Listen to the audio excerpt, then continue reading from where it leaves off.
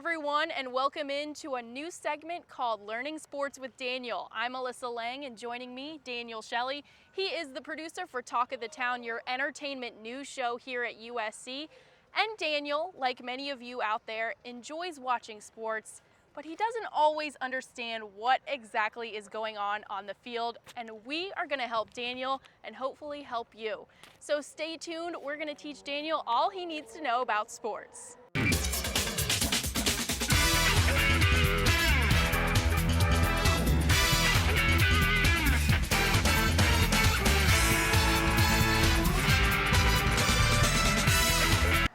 Hello again and welcome into Learning Sports with Daniel. The first sports term we're going to learn has to do with the great sport of football. It's the 12th man. So to start this out, Daniel, I will ask you, what do you think the 12th man is?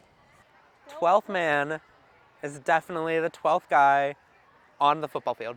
It changes every game. The 12th man was going to be a play that involved 12 people. So 12th man is this kid behind me in the red shirt. Is that what it is? No. Am I close at all?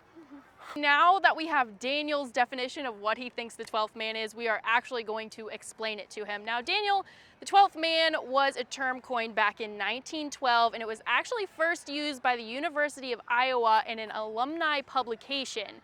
12th man refers to the crowd, so the student section, the people in the stands who are making all that noise while your team is generally on defense, because we don't want to make too much noise while they're on offense, distracts them.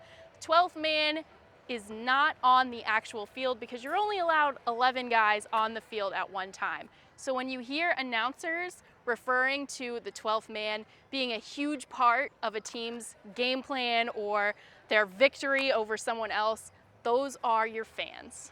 I was close enough. That was close. It was very close. Now, It's definitely like that far away. I mean, now you know. Now you know, right? Now, the next term we're going to move into has to do with turnovers. Are you familiar with what a turnover is? I eat them occasionally. That, I know that I like apple turnovers, but these are a little different. These have to do with fumbles and interceptions. So, Daniel, I'm going to get your take. What do you think a fumble and an interception are? A fumble is where we have the ball, or the team in possession of the ball drops it, and no one gets it. Fumble is whatever team has possession of the football, is dumb and drops it, and can no longer be played. An interception is where one team throws it, but the other team catches it. All right, Daniel, that was pretty impressive. Your definitions of fumble and interception were pretty close. So we'll start with fumble and we will expound on it a little bit more.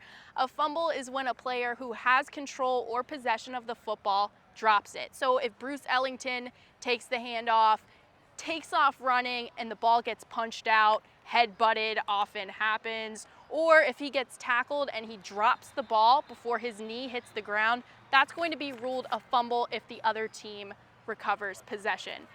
Now, an interception, you hit it pretty spot on, is when the quarterback throws it with the intention of hitting his own player, but that doesn't happen. The other team catches the ball. That's a turnover on an interception. Now, the next term that we're going to teach Daniel is line of scrimmage. So, Daniel, before I get into it, what do you think the line of scrimmage is? It has to do with scrimmages, football games. A line of scrimmage is the line that you can't cross. All right, Daniel, that was a nice shell of a description of line of scrimmage, but I'm going to explain it to you in a little bit more detail. So, the line of scrimmage is pretty much an imaginary line where the team lines up to start the play. So you're going to see them crouch down, all in a straight line, and it's where the quarterback is going to start that play. Now, the line of scrimmage, like I said, is an imaginary line. You can't really see it. You can kind of see it when you're watching a game on TV. Sometimes those broadcasters will put a line so it's easier for you to see in relation to the first down line as well. But the line of scrimmage is essentially where the play starts, and that is determined from where the last play ended. Now, the last set of terms we're going to give Daniel are touchback versus touchdown. So Daniel, do you know the difference between a touchback and a touchdown? Do you think I'm an idiot? A touchdown is where you get your ball into your end zone and you get 6 points. Whose end zone is it? It's yours. It's the team's. Does it have to do with a touchdown? What do you think a touchdown? I literally thought it was when you pass the ball backwards. You're touching, but it's going back. Now, the definition for touchback wasn't quite correct. Actually, throwing the ball behind you is known as a lateral pass.